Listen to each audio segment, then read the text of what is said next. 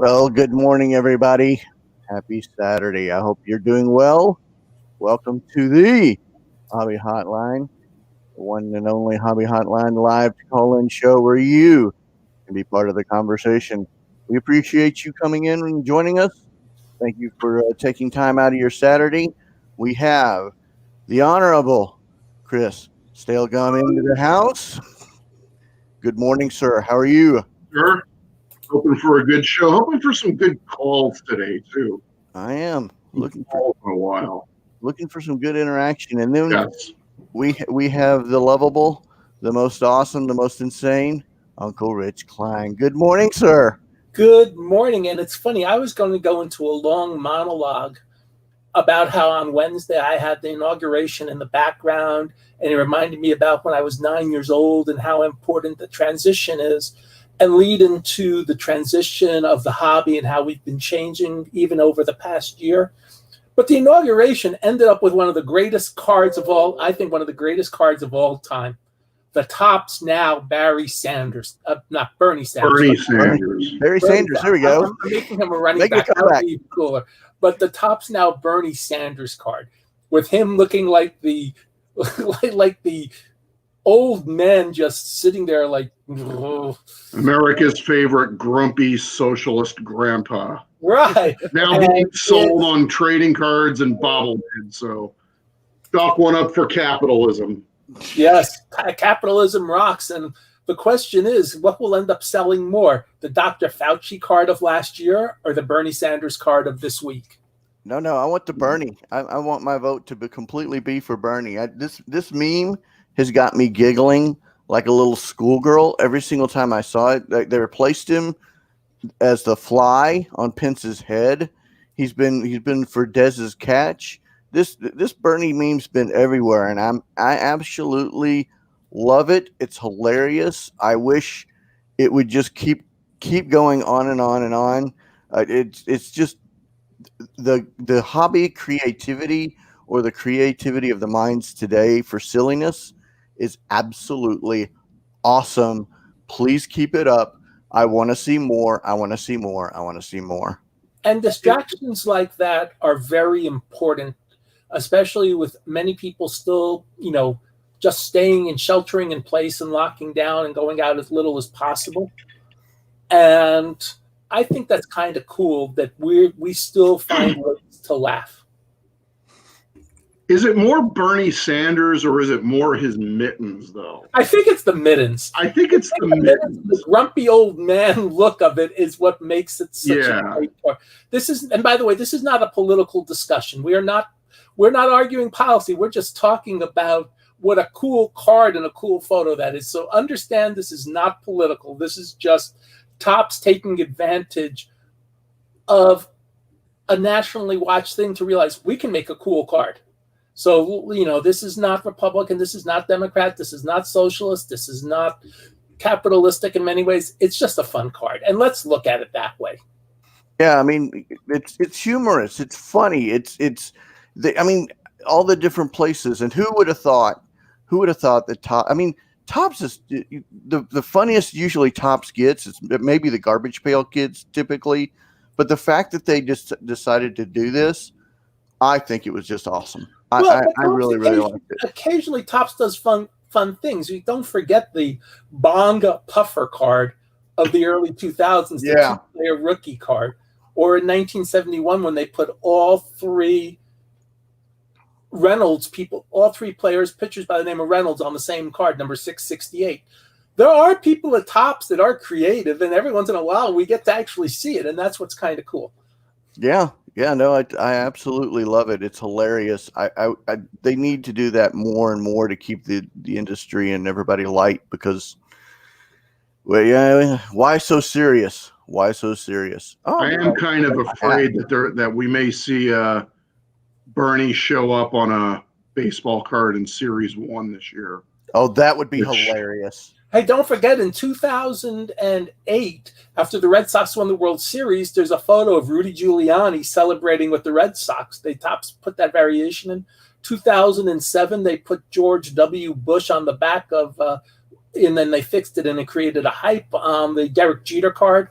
So There, it was there are really one of the first modern gimmick cards, which, you know, Well, and I still have considering what we've seen from Topps and Flagship ever since, I kind of miss those days when there was just one or two of them in a series.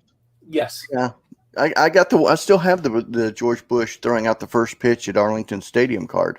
So I mean, they do throw out there every once in a while stuff like that. So, And I think that's okay. It also helps keep people informed as to whom people are. I'm okay with that. yeah, most definitely, most definitely. So we got that going for us, and then this is near and dear to your and mine, and all of the hobby chorus. The PSA 1952 Mickey Mantle sold for $5.2 million. Vintage back on top, baby, where it belongs. Where it belongs. That, I think this guy overpaid for it, because how many PSA 9s are there? I think there's like 5 or 6 of them. And there's like, last time I checked, there were 3 PSA 10s. And maybe one of the 10s is a $5 million card, but I'm not so sure a 9 is $5 million. Well, what do you guys think? Go ahead, Rich. I'm not sure, because in today, especially with the new trend towards fractionalized pricing, where everybody can own a piece of it, you might find that that's too cheap in the long term. For a single card, a single owner, yes, but if you're going to have fractional ownership, you may be able to do the math and say, I can then fractionalize this card to $6 million. And again, I know we're talking numbers that somebody won the $1 billion lottery last night, and it wasn't. Right. It was somebody, and so it wasn't us either. But if you think you can turn a profit, or you just want to have the money and you want to have it, it's okay. And if you overpay for it, people thought Ken Kendrick overpaid when he paid $3 million for the Wagner card. And but that was I know how long ago? Yeah, but at the time it was still the highest price ever, and now he said a couple of years ago, before the boom, that he could get $10 million for it. I think he can get 20 million card. I think he could get 20 for it. And that's also a one of a kind card. It's the only PSA 8. Here we're talking about a Mantle that there's at least 5 or 6 9. It's not even the best version of that card. It's a 9.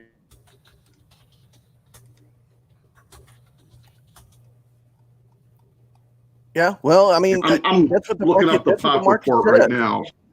If it wasn't worth it, or if it wasn't, I believe the market dictates what the value is, and right now it's sold for $5.2 million. So the market's saying that card is worth $5.2 million. In my opinion, it's 6 9s and 3 10s, by the way. So it's a low pop. It's not 100. It's not 200. But it's not a one of a kind pop. But the market decided it was going to be $5.2 million. I mean, if it wasn't 5.2, it wouldn't have sold for 5.2. The guy paid. True, therefore, that's what the market. We can think it's overpaid, but it's his decision. If he has the money and it doesn't affect his life, it's fine. And look at the comments. Somebody said he's already got a $6 million offer.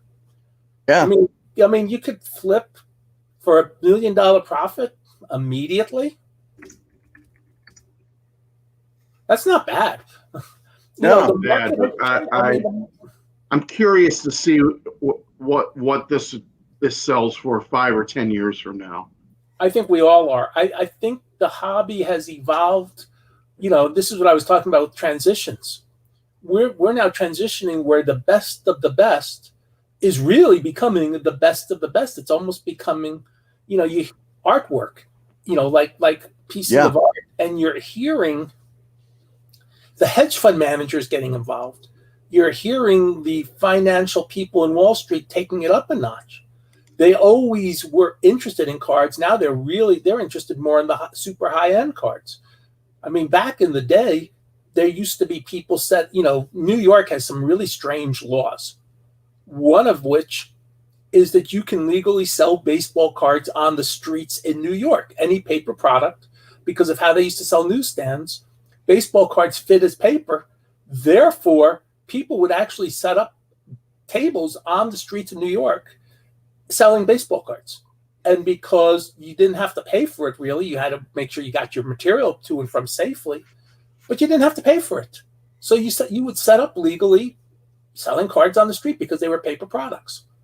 And a couple people I know used to set up down in Wall Street. Well, I don't think you're going to be showing $6 million cards on Wall Street, but I think you're going to show the articles about these cards and set up various ways to do face-to-face communication. Yeah, and I like this comment right here. It's kind of one of a kind because they don't come up for sale By the way, every single don't day. forget to post in the chat the way for people to call in. I was just about to do that. I was about to pull that down. I was just about to do that. So call in, join in on the fun. We appreciate all comments. We appreciate everything. So, but it's definitely, the world is changing. And I mean, we're not a nickel and dime hobby anymore. And no, we're not. That's to be told. I think the statistic was in the same article. Correct me if I'm wrong. It was there were 10 cards in the past 12 months that sold for over $900,000. That's probably more than the total combined before that. Yeah. So I mean, I would venture to guess that every single one of those cards is either a modern day one of one, or one of these tentpole cards like a 52 Mantle or a T206 Wagner. That's true, and I don't see. I mean, I do see. I see fluctuations. I see where some things are consistently going up, and I'm seeing where prices are consistently going down on cards. And I've been studying a lot this week on pricing. I've been studying a lot on trends of prices and sales of how market demands and all that other fun stuff. I'm no expert by any single means, but what I'm noticing is that there's a very real roller coaster between everything. Whereas before 2020 and 2019, you had either a slow and steady or up or down. Now you're having radical either way, and it's really tough for predictions. It's really tough for lack of a better phrase, futures, or it's very, very tough to hit the nail on any type of pricing whatsoever. So, and you're getting cases like Bull. His prices exploded last summer because he had a really good scrimmage, for crying out loud, not even a game. It was a scrimmage. And guys make one dunk and their prices explode. And none of that stuff, if they make a posterizing dunk, and none of that is something you can prepare for. Exactly. You can't prepare for a lot of what's going on. And you're right, Brad. You used to be able to at least there were always going to be players that got hot, that got cold. Pete Alonso hits 54 homers. His cards go up for obvious reasons. He hits like 190 last year with 3 homers. His price goes down for obvious reasons. A lot of that has gone away over the last year.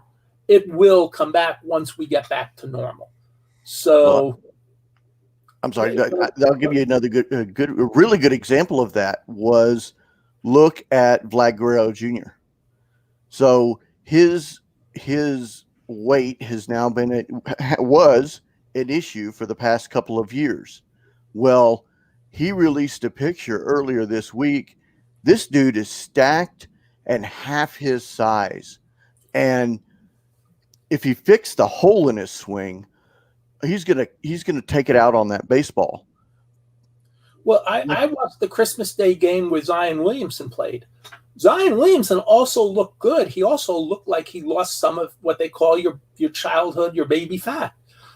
Zion Williamson looking svelte is only going to help his game. He's still going to be able to jump. In fact, he'll be better. And I mean, and so that's the thing. So that pays a part too. Yeah. And there's actually a really good comment, and I'm trying to get there real quick. So we wanted to talk about prices. So let's go ahead and throw this into the mix real quick.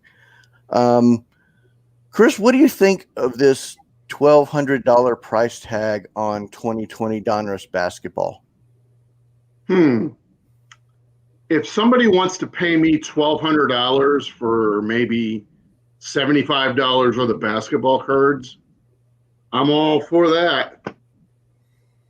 But somebody, and maybe Rich, you might have a little more, might know a little more about this than I do, but somebody told me that Panini really increased the direct price of a lot of its basketball products this year.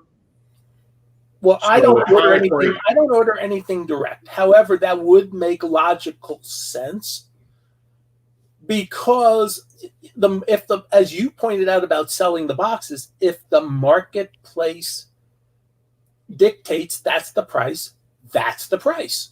Yeah. And if Panini has a bunch of guys, not all of them, but 10, 12 I used to work with at Beckett back in the day.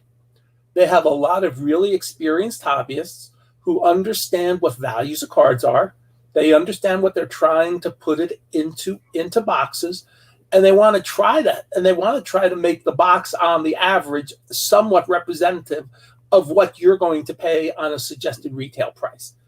But I don't think they can control if they sell you a box at $200 and the marketplace jumps it to $1,000. Well, they can't control that because they set their price. So they've also left about $800 on the table. Right, on a business level, anything that someone asks for is their right, and if people pay it, then it's fine. If Panini sells you a box at $1,000, you put it out at $1,200. That makes sense. If Panini sells you a box at $250. And it becomes $1,200, and nobody else buys it, that price is going to come down. So I don't necessarily know all the details and all the schematics of who's pricing whom on this, but I think you have to know all the levels of everything that's going on. We also don't know the NBA contract with Panini. We don't know a lot of this stuff. So the only bad thing about a $1,200 price is that it prices a lot of people out of being able to buy the cards. Short term, hey, go for it. Long term, if you want to build a healthy hobby, you have to have products, even if they're, quote, dogs, that anybody can get into. And that was the secret of success back in the 80s and 90s. Your barrier to entry was very small to get into this business. You could become a dealer spending $50 on 3 boxes and then just busting the boxes and selling the singles. Now your barrier to entry could be, a month's worth of paycheck. That's a huge difference than spending $50 to spending $5,000 or $2,000. And that's the long-term possible hurt. Short-term, you're fine. But I'm always concerned with the long-term too. Yeah. And if you go ahead, Chris, I'm sorry. Well, there's one other thing that I want to discuss is that very few LCSs actually have the buying power to buy direct from the manufacturer. So they have to get their hobby boxes from one of the distributors. And there's only a handful of distributors out there. So a lot of this price increase may be coming at that level, at the distributor level.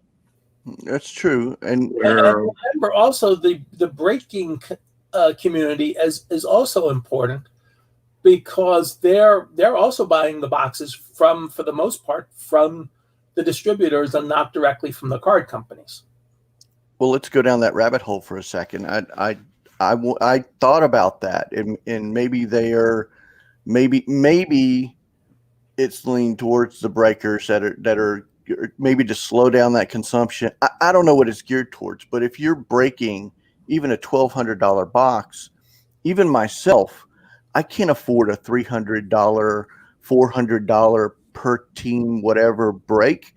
I mean, it makes no business sense to be able to do something like that without the ROI. And I know we're going out of the realm, but let's take it from me as a collector. If I want to collect cards, if I buy into a break and I pay $300 to $400 into a break and I come away with nothing, that makes there's no advantage to being able to do that. So I have a little bit of concern. I understand market dictates, and if you can get 1,200 out of a box, get 1,200 out of a box.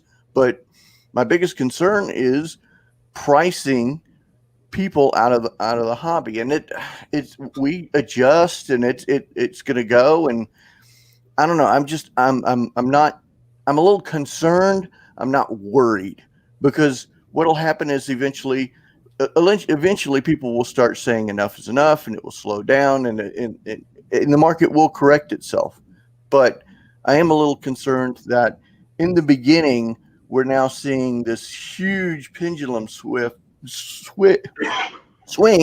say that really easily, to one side, to where okay, and then but still that price is out there. There's people that are going to take it into shorts, and then do they leave the hobby, and we lose people from on a more granular level. We talked about this before the show.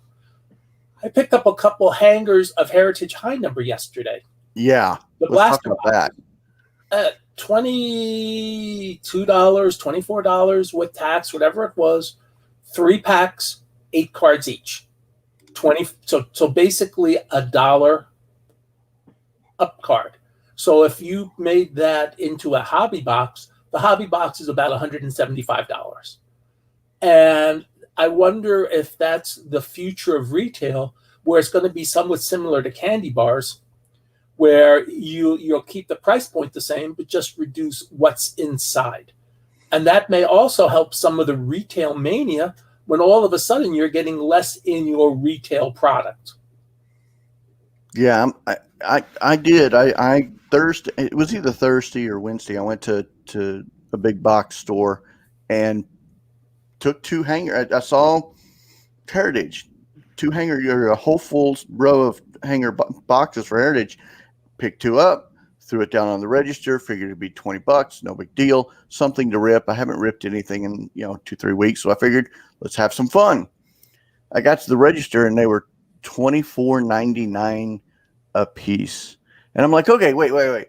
There's got to be something cool in this thing. There's got to be an insert. There's got to be something special. There were people in line behind me. I didn't have time to read the box or anything like that. So I thought, okay, well, let's go. Let's take them home. So I took them home, opened them up. The only thing that saved the 2 boxes was I pulled Louis Robert. The rest of it was all commons. I got a Louis Robert too yesterday. So nice. Yay for that. But I agree with you. And actually, Joe pointed out that was 9 cards, not 8 cards. So actually, the hobby box would be $200, give or take, then, if you did that. But that is certainly something that is worth considering going forward. And if that's not a one-off, then we are having our first retail box configuration change. And that can also be a game changer. Yeah. And that's going to affect especially a product like Heritage, because in recent years, in the Heritage product, it's really been more of a value buy for retail, because for the price of a hobby box, which is 24 packs of 9, you can get 4 blasters and get 32 packs of 9. And the only difference really between hobby and retail is that you don't get a box topper, big deal. Nobody likes those stamped buybacks. I do. Well, speak for yourself. And you're not guaranteed a hit. And Heritage really isn't a hit-oriented product. So retail had traditionally been the way to go if you were collecting heritage. Right, and the other thing with reconfiguring heritage to be blasters, you're pretty much guaranteed 8 or 9. We'll call them high numbers, 8 or 9 tough series cards, or whatever you want to call it. You're going to get heritage retail used to be a great deal. It was always the best deal out there.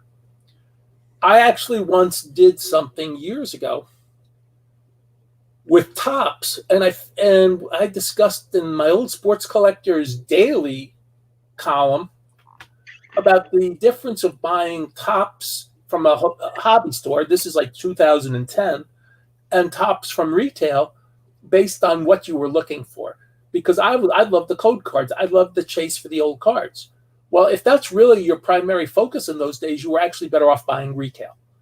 You understood you weren't going to get the hits.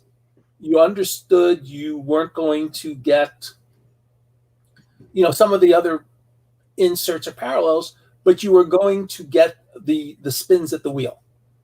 Yeah. And the cost for the spin at the wheel was actually cheaper on the retail than it was in the hobby pack. So that was kind of fun.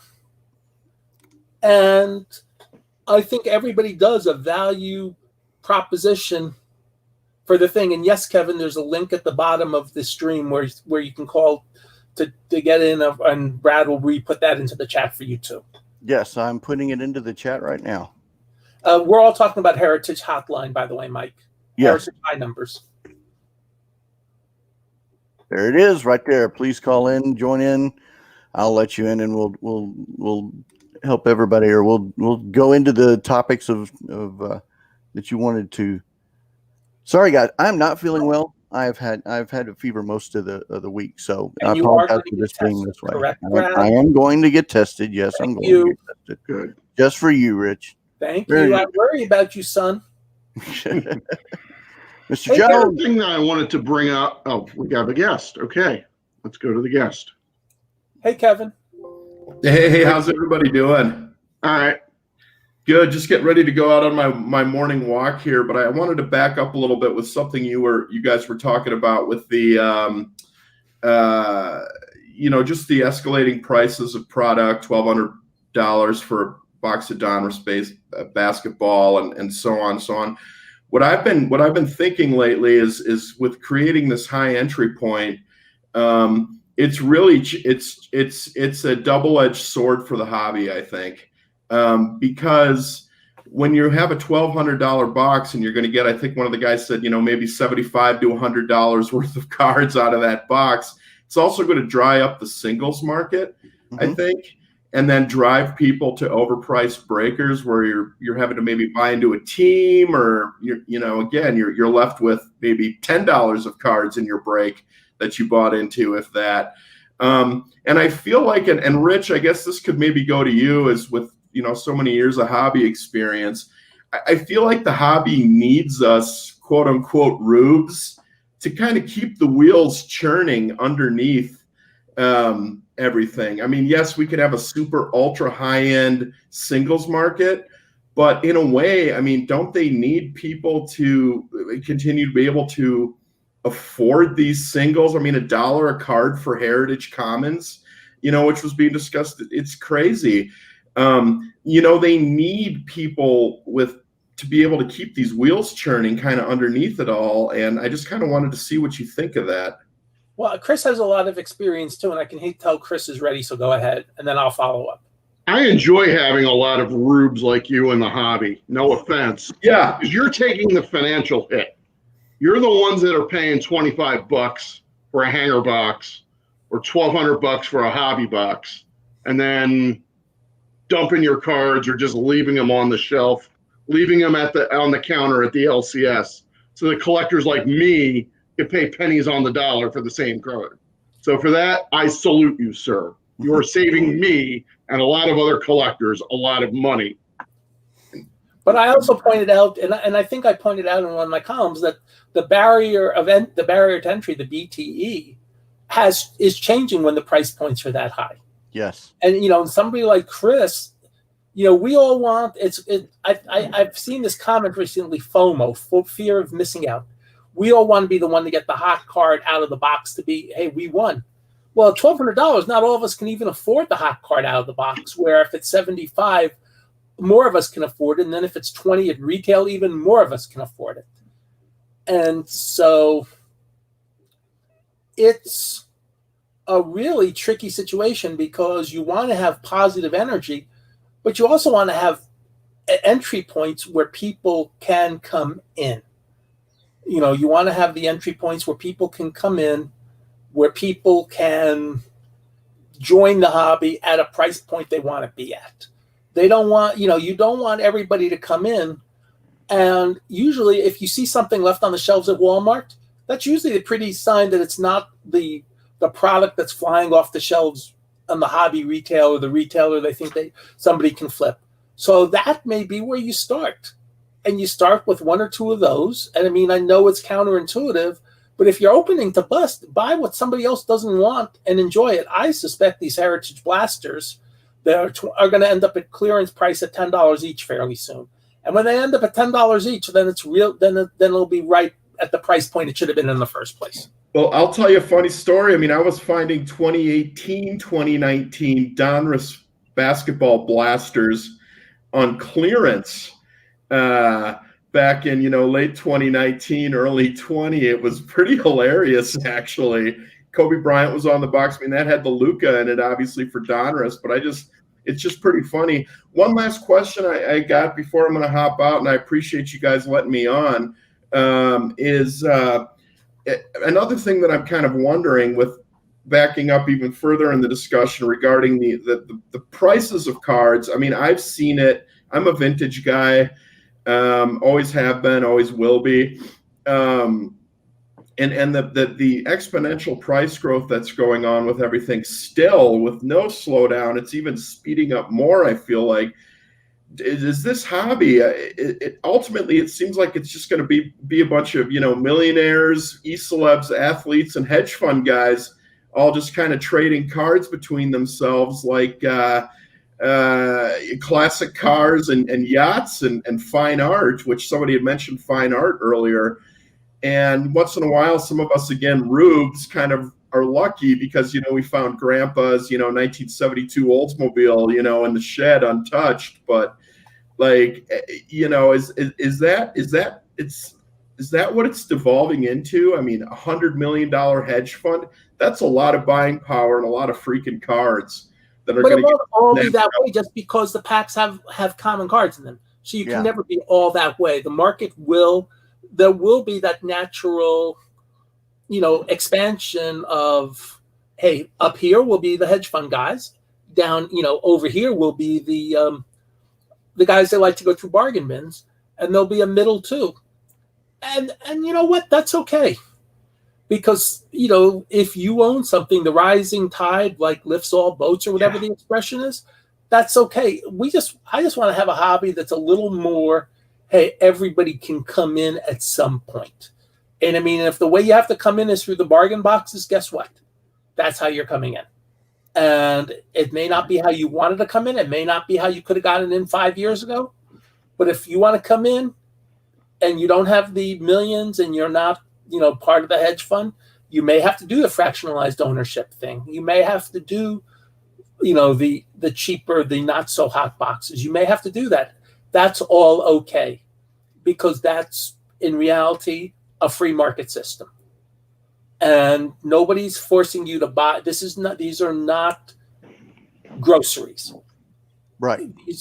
There's nothing essential about a baseball card. I hate to say that because I work in the field, but there's not one thing essential about a baseball card.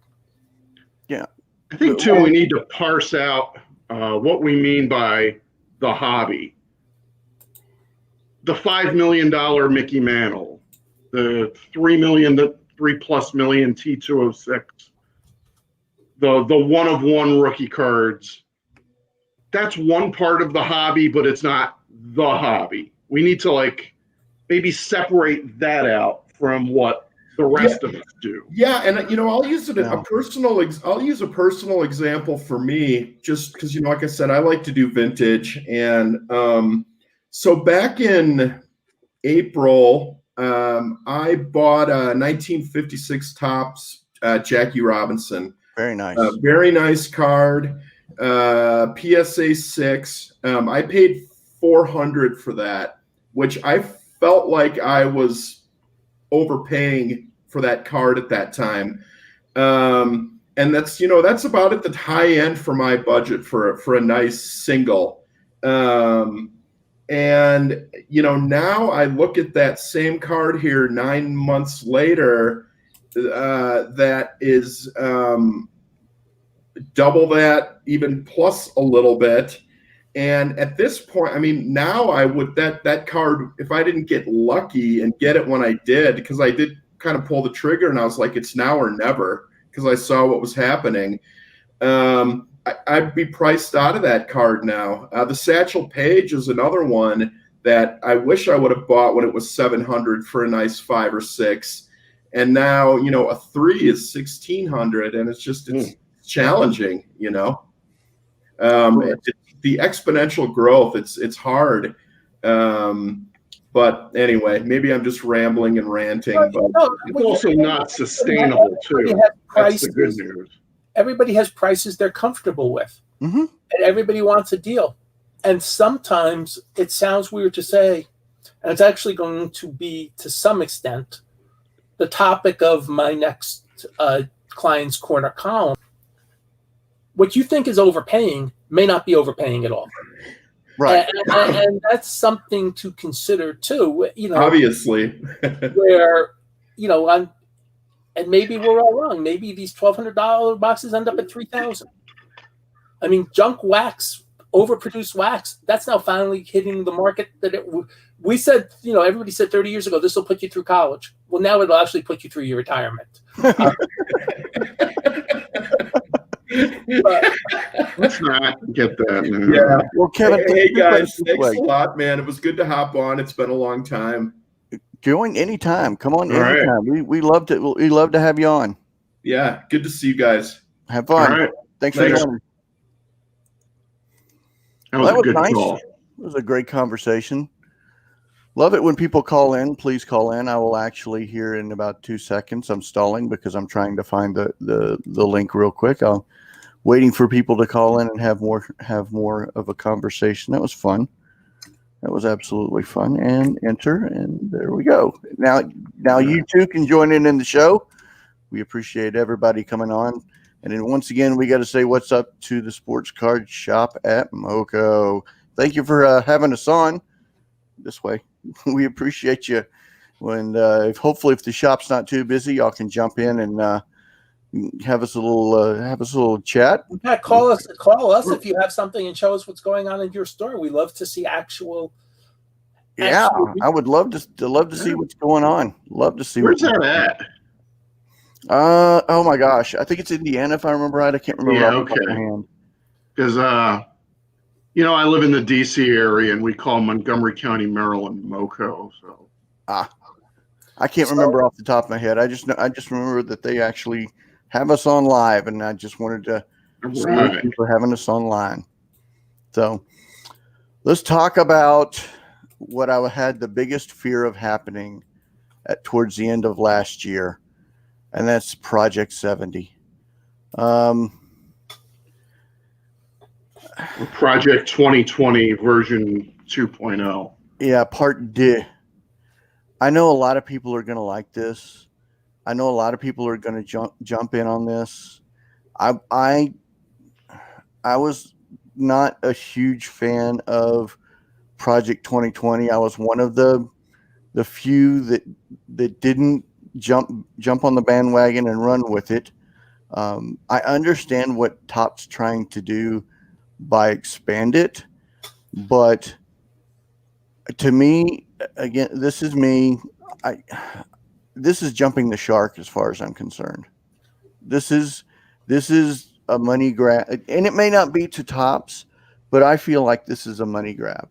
Could you not have waited until the end or into summer or something like that? Do it next year. Why do you have to have 2021 or Project 2020 and then move right into something and try to expand it and make it bigger?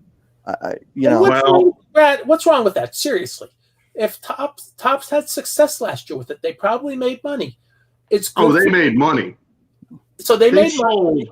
They sold 2.4 million Project 2020 cards at $20 a pop. Now, Right, and obviously there's discounts if you buy them bulk. Pay the artists, as we discovered, you got to do the shipping. You've got to print the card. So that's obviously But not. They made it. If you run the numbers, they probably made at least $40 million in revenue off of that. Well, if they make $40 million in revenue, that will pay and then some for their MLB license. Yeah. Yes. Let's understand paid for $1 million MLB license is kind of sort of a big nut to crack, so to speak. Yeah. So I mean, Project 2020 may have been the single most lucrative trading card set ever made by a trading card company. So but this is also the 70th. It would be stupid not to at least try it again. In 1951, they did the red and the blue backs. This is a 70th anniversary. You know, would you rather have they waited to do a 70th anniversary of the 52 top set and have everybody? They actually are doing that with Blake Jameson, I believe. Right. That's actually kind of a cool project. Blake's became a collector, so good for him. And I'm excited. I mean, it's again, I'll point out from the simple word, if somebody wants to buy the card, let them buy it. It's not our job to tell people what to buy, what not to buy. No. I only bought 2 Project 2020 cards. I have no real vested interest in Project 2020. I don't have any problem that I bought the 2, and I don't have it because I didn't buy them from Topps Direct, and I don't have any. If I had none, if I had 2, if I had 4, it's the same. It's to me, if somebody offers me something, fine, take it, leave me alone. Well, maybe I didn't come across. This doesn't affect my life in any way. No, and so it didn't come across the way that I wanted it to. Matter. But if Topps can make money, I'm all for it, because if Topps makes money, that lets them keep producing cards. And if it keeps producing cards, it keeps us with things to talk about. I mean, you know, there were a couple people who were complaining about why we were talking about the Bernie Sanders card. Capitalism. They went on to a newsworthy event and did something about it. It has nothing to do with left or right. It's business. And if you look at it in terms of business, that's why they're doing this. And if they project they can make money, go for it. They have a RIP party coming up on February 9th. So that pretty much guarantees they're going to have the breakers break on that day. I believe it's February 9th. It will be virtual, unlike last year where it was actually down here in Dallas, you know, when I know I attended last year. And it was a fun event with a couple changes. It could have even been better. But the publicity they got out of that last year really helped propel them to a great year. So look at this from a business point of view. We can complain, why are you doing this? Why are you doing this? Why are you adding on to it? Does it make you money, and does it bring publicity to the hobby? If those two things exist, then why not? Well, maybe I signed up Snoop Dogg to be one of the artists, so that's dude. I'm all in. Hey, I want to see just what he comes up with. He sounds like the type of person that'll come up with something. Well, and understand, maybe I didn't state my deal well enough. I don't have a problem with Project 70. It's the timing of it. Project 2020 was supposed to be a special one-time project coming through, and then to jump on something else. And maybe I heard wrong, and maybe they had Project 2020 planned, and then halfway through the year they started planning Project 70, because these are long-term projects, long-term planning, long-term deals that have to be, you know, negotiations in play with 70 artists as opposed to 20. All I know is that Project 2020 was supposed to be something special. And for me, my opinion, this just seems like that they jumped on something that exploded and made 2020 seem a little less special. So that was the angle I was trying, and I may not have come across that way. So in May, I read an article on Beckett. It's behind the Beckett Plus paywall, and I think it was Mike Payne who interviewed one of the guys at Topps, and they said then that Project 2020 was going to be a one-shot deal. Right. That they might take it to like Star Wars or WWE or some of their other licenses, but they didn't have a plan to do it in 2021. But that was before they sold 2.4 million cards at $20 a shot. Yeah. So, well, no, and I like it. I like the concept. I actually really, because I like Gallery. Gallery is one of my favorite sets. And it is also the 70th anniversary. So if there's a year to do it, it would be this year. Because you've got the Topps Series 1 flagship, Series 2, they're doing their 70th anniversary. That makes the Project 70, that makes that, seem a little bit better, for lack of a better phrase. And I like the concept of putting artists with cards. And doggone it, if I'm gonna have the hardest time not buying every single Snoop Dogg card that comes out, because I am a Snoop fan. I think he's awesome, but I don't know the timing and all of that. I don't know. Anyway, the market is hot. The market is at its peak. There's a lot of money in the hobby. Go out and get it. That's what this is. Yeah, it's a money grab. It also gets publicity for the artists. Look, Ben Baller's done some sets. As we said, Blake Jameson's doing sets, and those are on demand through mail order. I believe Montgomery Club. It's kind of cool that they are able to really come up with longer term deals with the artists, and they're publicizing the artists. Jack Davis, one of the most famous artists of the '60s, did the backs of many of the Topps cards, but he never got any credit. They paid him whatever they paid him, but they never really credited the artist the same way they do today. And I'm in favor of people getting credit for their work. I mean, Topps Living, they've got, I think, two different artists doing one card a week. Again, I'm in favor of the people getting publicity for their artwork. I think they wore down one of them on Topps Living, so they adjusted what they did. But I'm fine, as I said, I'm fine with people getting credit and positive publicity for what they do. Yeah, I mean, call in, tell us what your opinion is. I mean, there's a lot of comments on there. Just wait and see the cards. Now's the time we can use a good call. So yes, we can always use a good call. Exactly. It's Matt. I'm going through the comments here, looking to see anything that was. We did have somebody that asked about the Dallas Card Show coming up at the end of the month. Rich, I know I'll be set up. I know you said you'd be walking around Friday and Saturday. Mm-hmm. It should be. I don't think it'll be quite as spectacular as November is, but I think it'll still be very good. Yeah, I can't wait. I haven't created my plan yet. I've got until Sunday. Sunday's when I start planning for the show. Got to go get tested.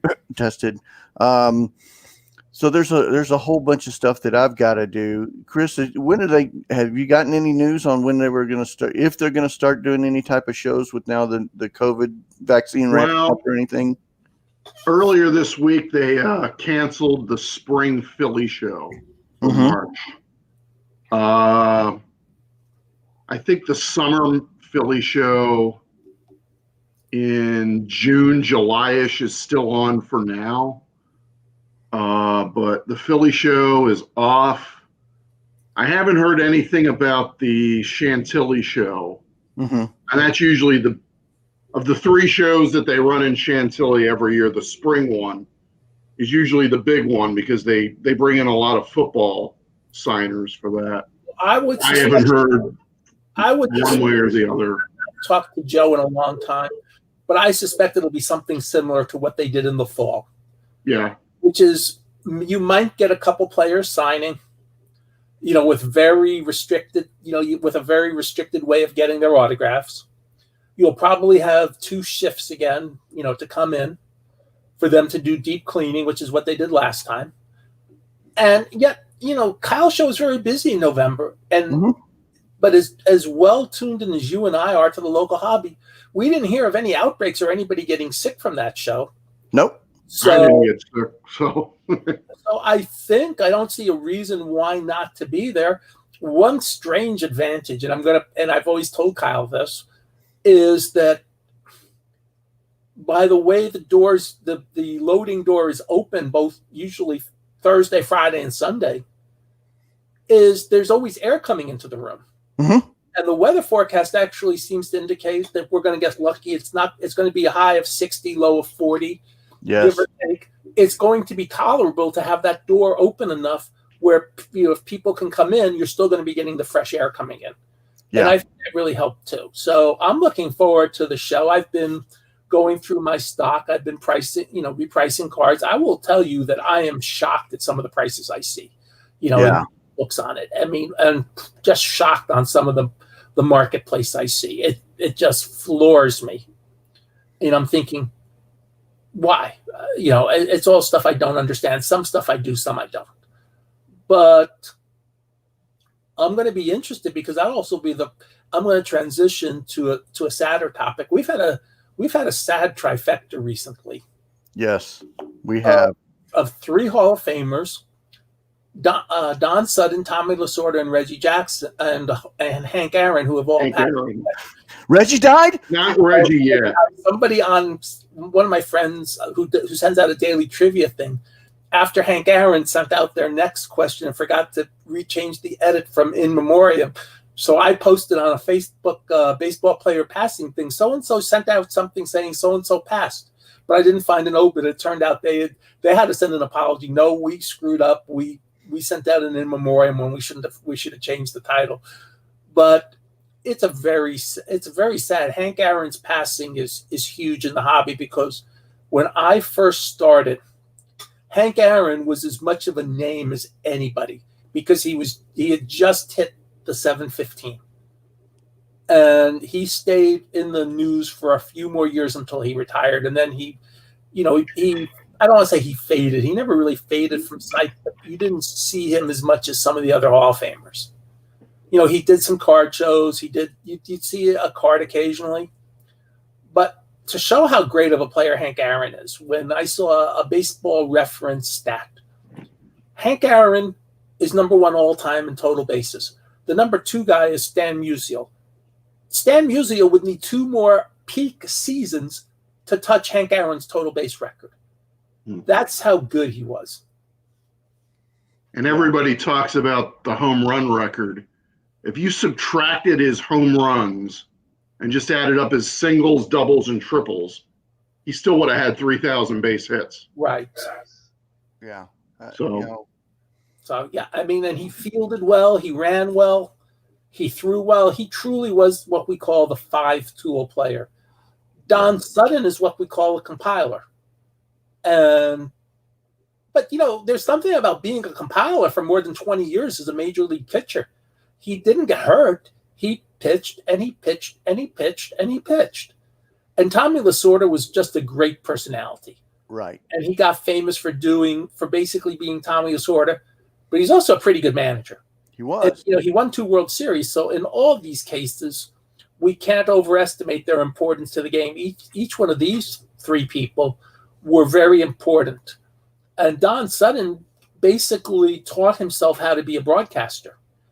I remember when I was very young watching his off-season job. He was a disc jockey. He was a radio disc jockey playing top 40, basically just so he could learn how to talk into a mic. Yeah. And so he went from there, and he talked into a mic for the Braves basically, after his playing career ended, he never really stopped. So... Oh, wow. Joe Light just reminded us that Joe Morgan passed. We've lost 10 Baseball Hall of Famers in the last 10 years. Yeah. It's been, with Al Kaline, Phil Necro, there are plenty of others. It's just been a rough 10 months. It has been. It's been rough on that. But, Hank Aaron, I'm going to be interested, to see if anybody...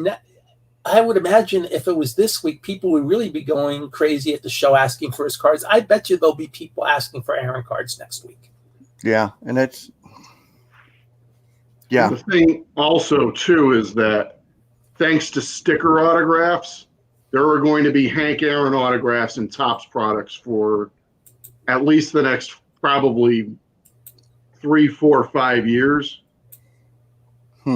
Interesting. Well, Stan Musial's still doing cards. I mean, Stan Musial had a couple years worth of sticker autographs from Topps. I mean, Topps made an on-demand Musial set this year that had sticker autographs. Now, they weren't great-looking autographs. They were, toward the end of his life. And quite frankly, some of the Hank Aaron autographs that have been popping out of Topps packs recently haven't been great either, but they are Hank Aaron and Stan Musial autographs. But well, you could tell. I mean, years ago, Warren Spahn, you could tell when he signed the card because his autograph got worse the last couple of years of his life, and you could tell with Warren Spahn.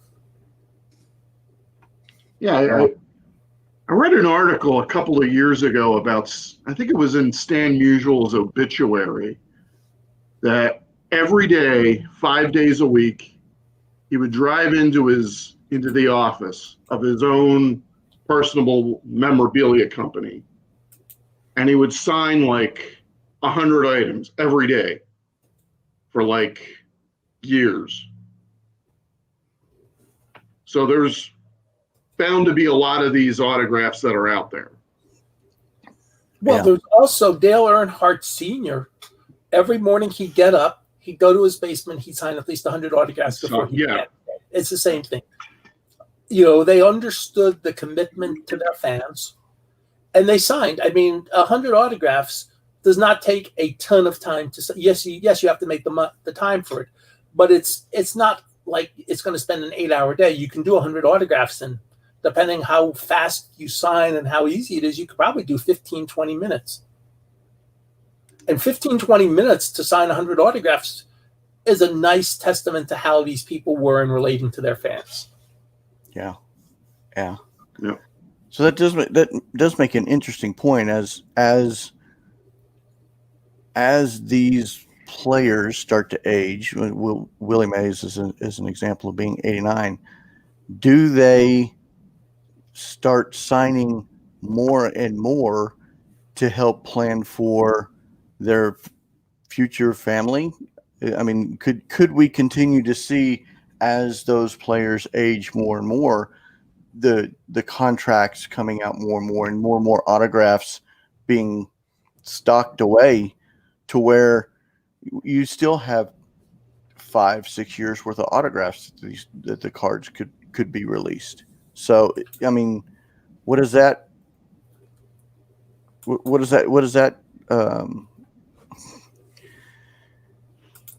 I think the generation of players that currently in their 70s and 80s, or maybe not 80s, but in their 60s and 70s now, these were really the first players to take advantage of free agency and the first players to make 7 figures. So a guy like, for example, Nolan Ryan or Mike Schmidt, guys that probably made, at their peak, $2 million a year, as opposed to, a Stan Musial who probably did make more than $100,000 a year. They probably have some money socked away right now. And when they get older, into their 80s, they may not have the need to sign as many autographs as, a Hank Aaron or a Stan Musial did at the end of their lives. Yeah. I mean, they'll still sign autographs, which is not as much. 80s, somebody like Mickey Mantle was making more money doing the tour to sign autographs at the shows than he ever did when he was a player. Yeah. Yeah, exactly. Because, it was before free agency and most star players didn't make 6 figures. Mantle made $100,000 the last 6 or 7 years of his career, but he also had some financial issues that came up along the way, partially self-inflicted. and the money he made from signing autographs got him and his family back onto good financial footing. And and we're talking more on the card autograph level. But in the vintage world, some people say, why would some players, let's say like Bob Gibson, sell his memorabilia collection 2 years ago or a year ago? We lost Gibby a few months ago. Well, instead of the family having to deal with the Cy Young Awards, the MVP Awards, all the trophies, well, there's money in the bank. Mm-hmm. It's a lot easier to divvy up money in the bank than to figure out who gets what and who wants to keep it. Who gets what Cy Young Award? Who gets what MVP award? Yeah. So it's a natural transition, but it's always nice when you have the players that like to sign. I suspect, in a way, I think you see from some of these Topps Archive signature sets, you're going to see the players that like to sign that you may see down the road doing shows, because if they're willing to sign that way, they probably still want to meet their fans at some point. Yeah. Even if they made the money, unless they got the really big contract and just want to ensconce themselves in some home somewhere, they'll want to. Steve Carlton, for example. They want to be remembered. They'll want to be reminded about, when people wanted to see them. There's the legendary story about Frankie Frisch, Hall of Famer, and somebody comes up to him at Cooperstown, and who did you used to be? Yeah. This way, there's a chance for them in today's world for people not to have to ask them who they used to be. Oh, I remember you. And that's a lot better than who did you used to be. Yeah. I mean, I'll tell an embarrassing story about myself. I've actually told this story on my podcast.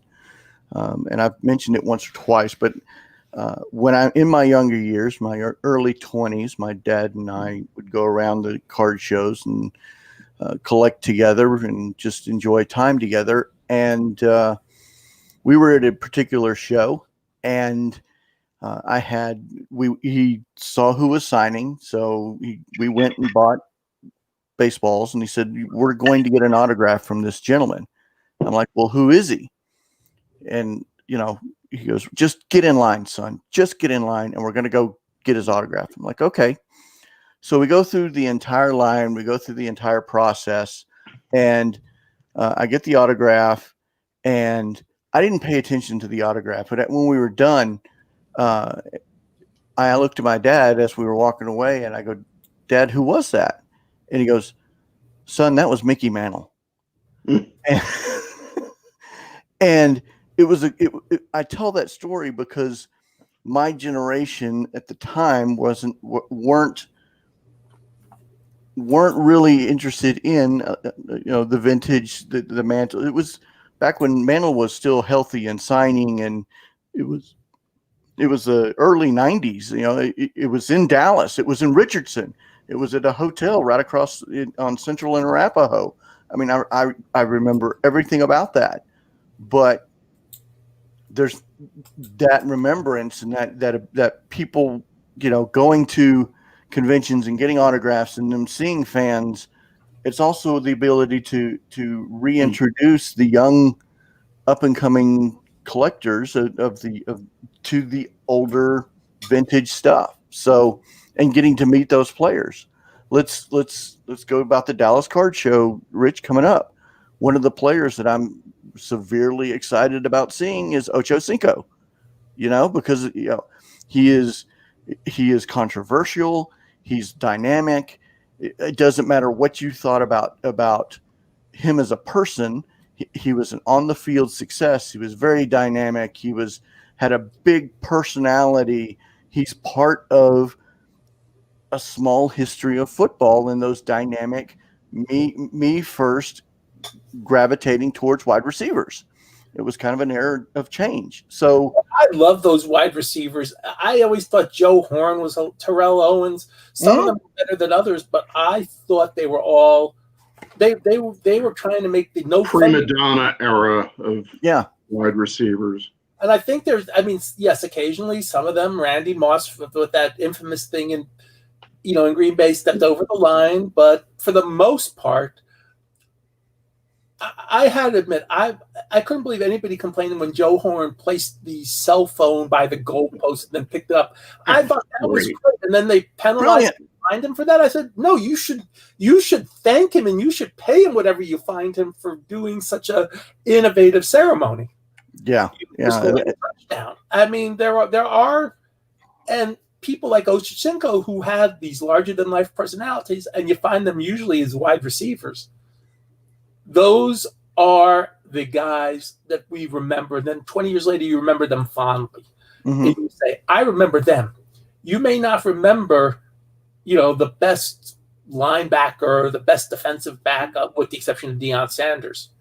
Yes, they're the TO and the Sharpie and the sock. Yes. Brilliant. And he handed the ball to like an agent. Brilliant. I mean, you can't do better than that. And those were fun things.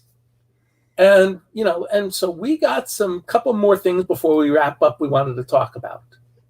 Do we have a caller? Do we have a caller? We don't have a caller. No, we don't. We have a couple things. All right, next topic. And please call in. You still have a few minutes. We wanted to talk about the amended offer to PSA. Yes, we do have an amended offer to PSA. The bid is now up to $853 million. Wow. So if you bought stock last year at 14 apiece, you're saying sell, and somebody's going to buy it from you. You say sell. That's they're offering $92 a share. That's a 7-time profit, or a 6.5-time profit. Thank you. Good night. I'll cash in. I'll put that money into sports. Grab that money. Yes, and that's I think I know the reason why. I'm not 100% sure. All that I've read, what I've read, is that there was a competing bid at the 11th hour. Whether or not that's true, I don't know. But this is the peripheral stamp on. This is our last and final offer. From what I've read, nothing's really in writing. I read where the board of directors approved, so now it's got to go to a full vote. I haven't read where it went to a full vote. If you know, please call in. I'm not 100. I'm going off of my notes from 6 a.m. on a Wednesday morning, I think is when this was announced. So if I'm wrong, let me know. But this is an insane. We thought 700 was insane. Now we're at 853. So yeah, that is Nat Turner's group. They went back and they hit 853. And I thought I read somewhere that there was a competing against Nat, and this was their final offer. Holy cow! And I believe because the deal was supposed to be consummated, the original deal was supposed to be consummated on January 19th. Right. And so the fact that they had to amend the offer tells you somebody came in before the 19th to say, or even on the 19th to say, wait a second, we can do better. And that's a lot of money. And I mean, but that shows you just how strong. But remember, PSA is more than just a collector's universe. Collector's universe. Yes. Is more than just sports cards. Sports cards are a big part, but there's sports cards, there's coins, there's other things too. We consider ourselves, PSA, but it's a little more than that. So we have to be realistic and understand they're buying not just all the stuff about this. And I want to throw something else out, and this has nothing to do with the money on PSA.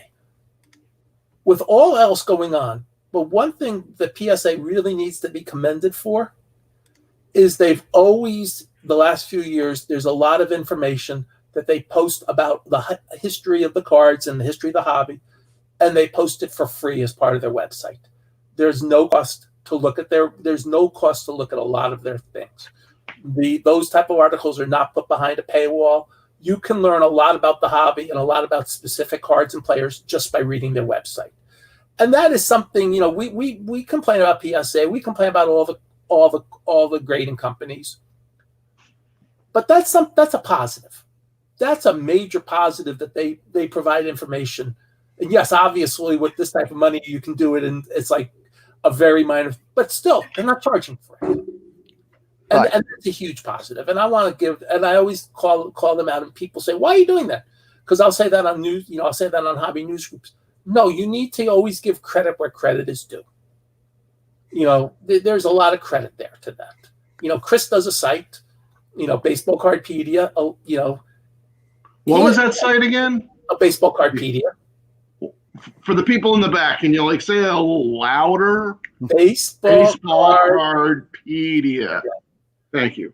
You're welcome. And Chris, Chris. Who do I make the check out to? You make it out to me. But Chris can tell you how much it's a labor of love to do things like that. And that, anytime you provide information to the public and you don't charge for it, it's really a benefit to all of us in the hobby. Yeah, the history of the hobby, I think, consistently gets lost in the now and the new. We hear consistently about these huge record sales.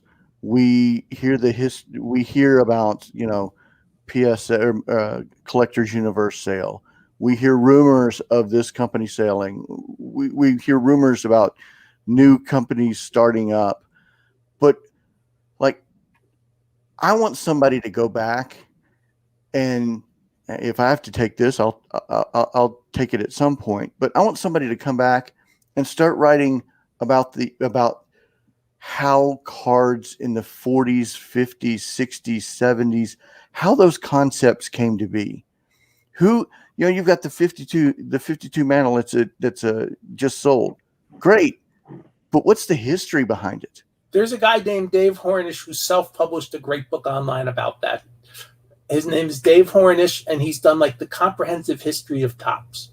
And it's online. It's easily accessible. And it's something I would definitely go look at if I were you. Dave is not really a super promoter of doing stuff like that, but the work he's done has been amazing. George Vrichek has done a lot of articles for Sports Collectors Digest over the years on these various histories. George is as good as a hobby historian as anybody out there.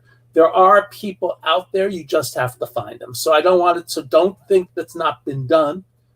It has been. It's just hard to make that, as you pointed out, and correctly so, something that's going to be more popular than about today's new shiny object that we're all chasing. Well, because the shiny object we're all chasing is we're all chasing it. And so sometimes taking a step back and looking at things like Chris, we had something come into ComC the other day, and I thought it was something, and Chris and I had a discussion between us on Twitter about, no, it wasn't a different color acetate. It was that they used lower quality materials and it got faded, and it looks like a different color. Don't do that. Okay, I won't. But it looked to me like, instead of yellow, it's like solid gold. Wow, this is a difference. No. And that's the type of knowledge that we all do need. Well, okay, so this is my personal question to you. I want to know who started I want to know the history behind the Rated Rookies logo. His name is, I don't know who created it, but the Rated Rookies were done by a guy named Bill Madden, who wrote a hobby column for the Sporting News beginning in the mid and late 70s. He lives in River Edge, New Jersey. He's been a writer for the Daily News for almost 50 years now. He's beloved by the members of the Daily News. Bill Madden is a hobbyist. Yeah. Bill Madden knows as much about the hobby as anybody, and he wrote about it constantly for the Sporting News back in the day. He also was a consultant for Donruss, and that's how that came up. And the Rated Rookies in '83 are on the back of the card, and it's only like a couple people who were number one draft picks overall that got the Rated Rookie. Mm-hmm. 84, they expanded it to the 22 cards that you would see for the next few years. And then you still see to this day, and then they've expanded it to other sports. But that's where it came from. And it was a great idea. The rookie cards were so popular that do Rated Rookies. It made sense. And, Donruss got Jose Canseco into 86 that way. Topps didn't get Jose Canseco into 86, and he had played in the majors in 85. Donruss made a Rated Rookie. Was it Bill Madden who wrote that book about the T206 Wagner? No, his name was Michael O'Keefe, the guy. Michael O'Keefe, that's right. Michael O'Keefe. He also wrote for the Daily News, didn't he? Correct. He was part of the journalism team. Mike, I believe, is working for a different paper in New York now. Yes. Any questions that I have? I either got two sources. I go to John Newman or I go to Rich. And if it's cards that I don't know, I go to Bo. And then Mark Hoyle. I can't forget Mark Hoyle. If it's vintage, I go to Mark Hoyle. Couple weeks ago, we had a Sabre baseball card committee kind of sort of chat on Zoom right after one of these, and it was really fun to hear the people who really know about the history of cards talk about it. And somebody says, "Rich, why don't you say something?" It's okay. I know what I know. You all know more than I do, so we'll leave it at that. And they said, no. I said, no, you know a lot, but and I think we're about the 75-minute mark, so I think it's probably a good time. Yeah, I was just about to say tomorrow's anybody else want to jump in? Here's your chance. Last call for pick our brains. But we got the conference championships games tomorrow in football, so it'll be interesting to see if somebody does something we don't expect from the four teams and really takes a major step up within the hobby, because that has happened in the past. I forgot his name, but there was a guy for the 49ers who ripped off like 200 yards a couple of years ago, or, oh, wait a second, his cards are really cheap. Let's go buy them. Yeah. And while, yes, that was fear of missing out and the hobby explosion, there's still something nice about seeing somebody come out of nowhere. Right. And it's, there's always going to be, heroes of the day or whatever you want to, there's always that out there. And there's always that what I love about on any given Sunday, anything can happen. And the other sports are playing too. I know there are going to be some bumps with the COVID. There have already been some games canceled or postponed, and there'll probably be some more. And it looks like pitchers and catchers will report almost on time. So there's a lot of good things going on. I think it's still going to be tough. There are going to be bumpy steps, but it's going to be exciting. We're going to have real seasons this year, not these weird truncated seasons.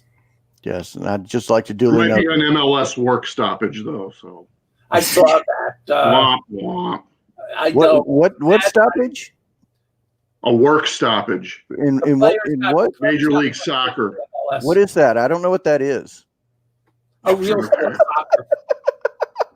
A sport where you have to be in shape to play, unlike football, where you can be 350 pounds and play in the line. And Mekhi Becton, baby, Mekhi Becton. But all kidding aside, it happens. I always thought one of the worst things the NHL did was do the lockdown in '94 with the baseball strike going on, because I thought just to make whatever money they didn't make by doing that, they threw away a golden opportunity to really get the sports world to follow them. There's no baseball August, September, October. The NHL season begins it's supposed to begin early October. You're going to get basically, other than football Sundays, a month where everybody's just going to follow you.